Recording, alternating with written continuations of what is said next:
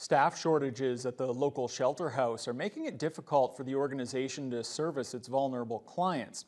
And what makes things even more difficult, according to the new executive director, is that the facility continues to battle COVID outbreaks. Vasilios Bellos explains.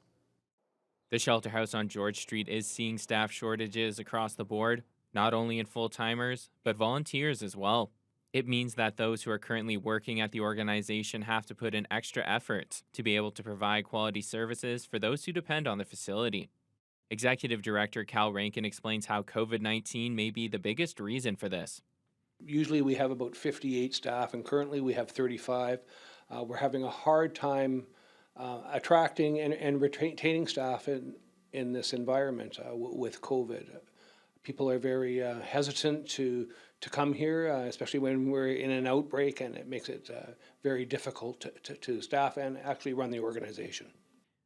The staff shortage has not just affected the organization's ability to provide services at Shelter House itself, it's also impacted the SOS van. The vehicle is currently down for repairs and before that was on the road much less than the usual 8 hours a day. We were kind of sporadically doing maybe 2 or 4 hours because we would have to pull people off of the floor here to do SOS in an emergency if we were trying to provide the service, and it's gotten to the point where we're just unable to do it.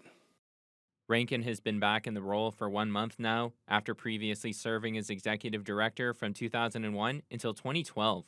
He says even with his extensive history here, the current shortage is an unprecedented challenge. I've never experienced it where it's so hard and we're running so short, where supervisors are working to replace frontline staff because we have no one to work. Staffing shortages are clearly creating issues for those at Shelter House who are already facing difficulties because of COVID-19. There are job postings out currently with volunteer positions available as well for anyone looking to help out. Vasilios Bellos, TBT News.